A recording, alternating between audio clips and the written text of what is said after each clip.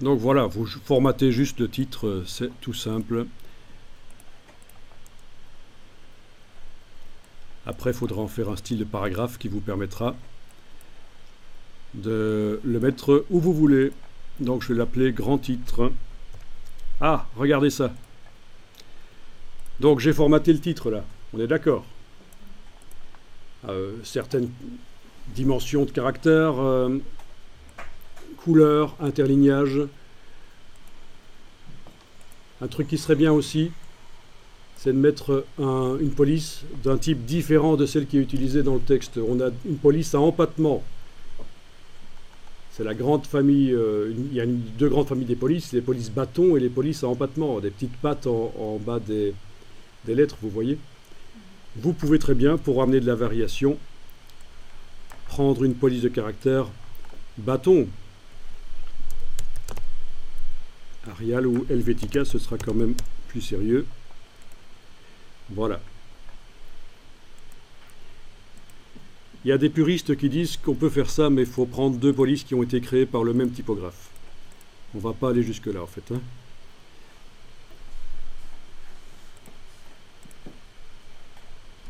Tiens, il est toujours aligné sur la grille, mais ça n'a pas d'intérêt. Et alors, voilà.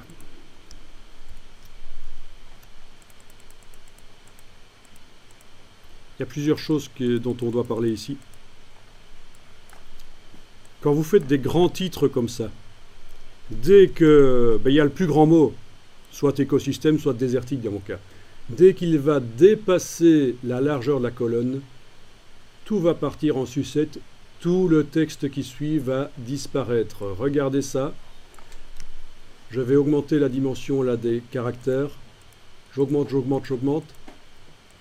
Voilà ce qui se passe. Toute la suite du document a disparu. Donc faites attention à ça. Et c'est parce que j'ai désenclenché la césure aussi que ça fait ça. Dans la palette paragraphe, je me suis dit, tiens, je vais désactiver la césure pour qu'il n'y ait pas de coupure de mots dans les titres. Donc, menu de la palette paragraphe césure, je suis allé décocher ça. Donc forcément, oui, il n'y a pas de mot qui peut se couper, mais attention, ça va générer peut-être des problèmes avec les mots très longs, du coup.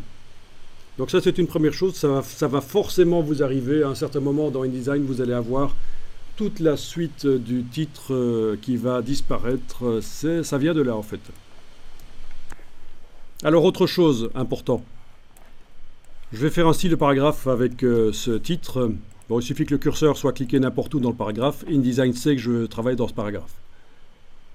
Donc, contrairement à ce que beaucoup croient, il n'y a pas besoin de sélectionner tout si on veut créer un style de paragraphe. C'est quand on veut créer un style de caractère qu'on doit sélectionner les caractères.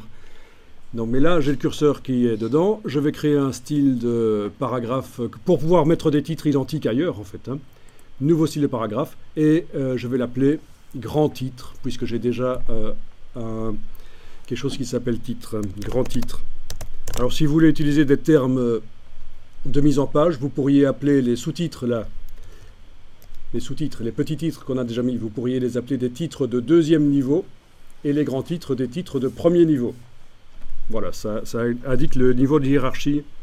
Alors attention à ceci, je vous avais déjà dit, quand vous créez un style de quoi que ce soit, vérifiez qu'il est toujours indiqué ici d'après aucun. Et alors vu que j'ai démarré d'un paragraphe qui a utilisé déjà le style corps du texte, quand je crée un nouveau style de paragraphe au départ de ce paragraphe-là, il propose que le nouveau style soit l'enfant du style corps du texte. Ne faites pas ça, mettez bien aucun style ici, ce sera mieux. C'est pour les utilisateurs avancés de InDesign. Le parentage de style. Donc ce que j'avais dit précédemment est toujours valable, mais c'est la première fois qu'on le voit apparaître vraiment dans le document, sans qu'on l'ait demandé évidemment. D'après, c'était pas indiqué aucun style. Donc j'ai demandé aucun style vraiment là. Ok. Parfait. Donc le paragraphe vient de servir à créer le style et il l'utilise, donc c'est parfait.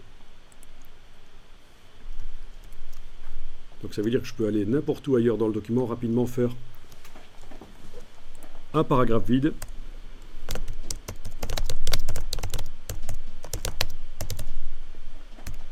lui appliquer le style grand titre.